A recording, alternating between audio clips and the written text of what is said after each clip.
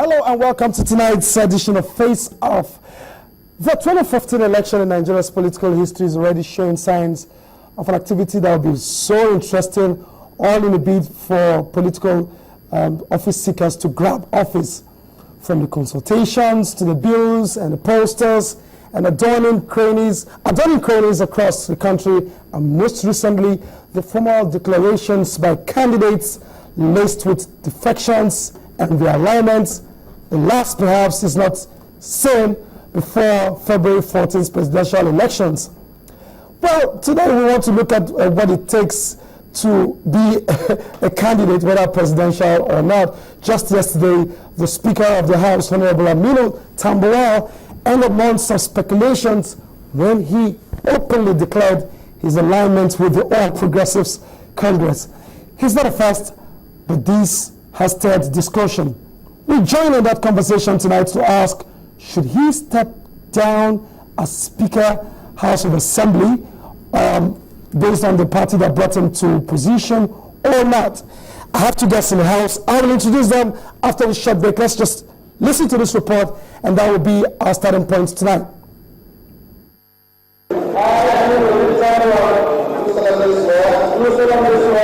Calm and unassuming, at least that is how he came across to most of his colleagues. In his fedora hat in 2011, he himself perhaps didn't see himself becoming a Speaker of the House of Representatives. His emergence as a Speaker came with much controversy, one which shook the PDP to its pillars. The now majority leader of the House, Honorable Vacate was in contention for the number 4 position in the country. Those who were part of the lobby which many claim was responsible to Mr. Tambuwal's ascension to the exalted seat at the Hallowed Chamber may well understand the interesting political interplay. Mr. Tambuwal was elected by a simple majority vote of 252 members, beating Mrs. Adeola, who could only garner 90 votes. The 47-year-old Tambuwal represents Kebe Tambuwal Federal Constituency of Sokoto State in the House of Reps. He was a deputy majority whip in the previous House and is from the Northwest Zone. Late last year, when 5 governors of the PDP defected to the APC, including the governor of Sokoto State, Aliyu Ramako, the governorship ticket of Sokoto was said to have been dangled at Mr. Tambuwal on the platform of the PDP. Good governance at all levels. But events of the past months made most close watchers think the Speaker may have been with the PDP in body, but with the APC in spirit. Before now, the Speaker had been seen at the APC event or those organized by members of the party. And as such forums organized by the PDP where Mr. Tambuwal was expected to attend, he was hardly seen, especially when the party was in a leadership crisis. When he attended a meeting organized recently by the APC in his home state, coinciding with another meeting of the PDP also in Sokoto, there were insinuations that he may have defected to the APC. I wish to hereby formally notify all of you of my membership of the All Progressive Congress.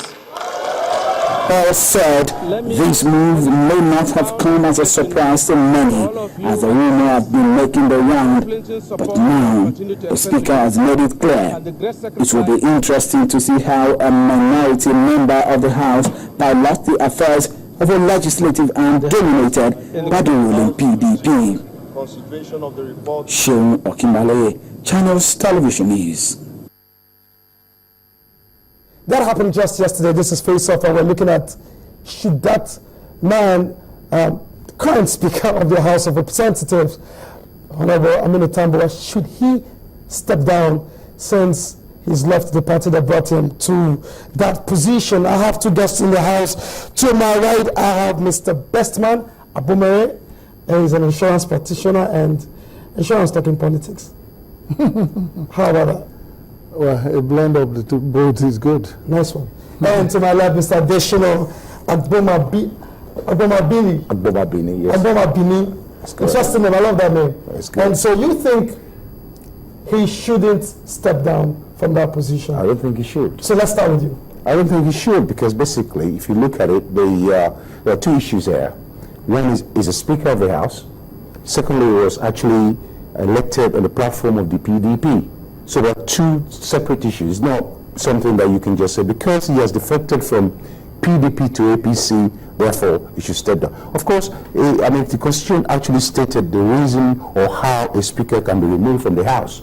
Okay. So obviously that's going to be by the majority, or two-third majority of 360. So that's how it should happen. I'm not laughing to support you. No, I know. You are the moderator, so it should be an What do you think really that?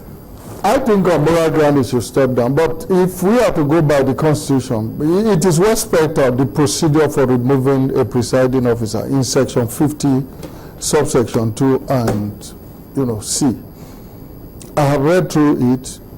There must be a two-third majority before a presiding officer can be removed if there is a gross misconduct on this part, and of course if he dies during his tenure. But you see, one thing that surprises me in this country is that we are often quick to refer to other democracies in the world, most especially the civilized democracies, if you will. But we abhor practicing what makes their democracy decent and envy of the entire globe. What am I saying? The process of even joining APC, for example, it leaves much to be desired. He has been playing a kind of double standard game. I mean, it was cowardly. That is the way to solve it. Somebody was not a man of integrity as far as investment is concerned. I mean, you see, look, we need to look at the whole of this people. I'll tell you, I mean, crisscrossing has actually been happening in Nigerian politics for a while. If you look at it from, I can mention so many names. Go ahead. Okay, because you've got the chairman of the EFCC, who was, let's say he's not he wasn't an MP or anything, but he was actually, was with the APC. And he jumped ship straight away because there was an election coming up for the governorship of Adamawa State at that time. And this guy had to go to these people. I mean, he now decided he defected to PDP. And there were so many of them. I mean, you have the current Minister of Education who was in APC.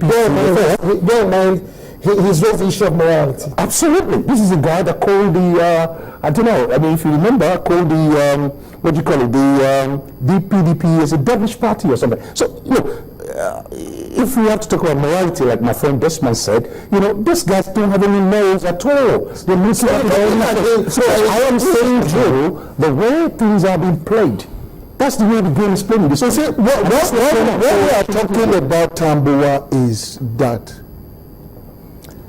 a person of his preeminent position should not be operating on the pedestal of pre-verification and inexactitude. You want to do something, let people know where you belong, come out and do it.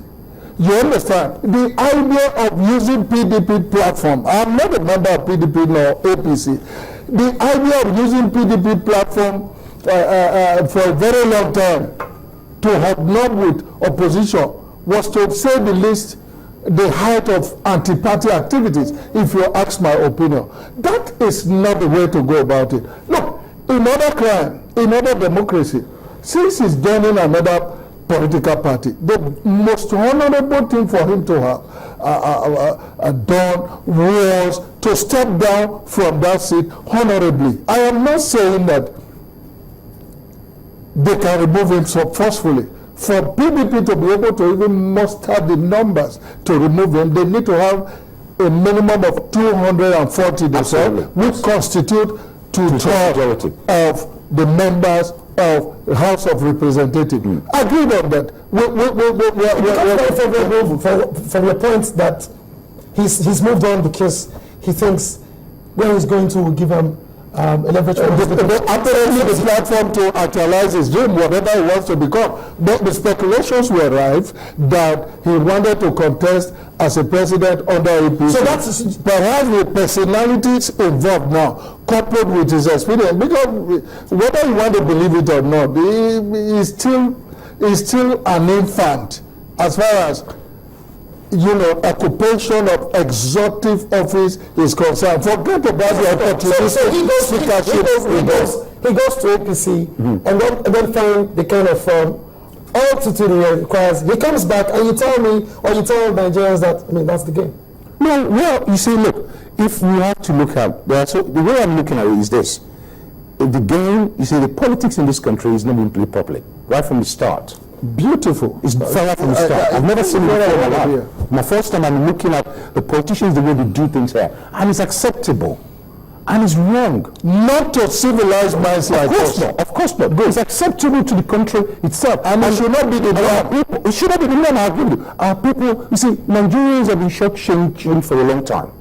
And I think it's about time that people like you and I knows exactly what's going on, and we can decide on that. But the majority of those people out there, who constitute the majority of...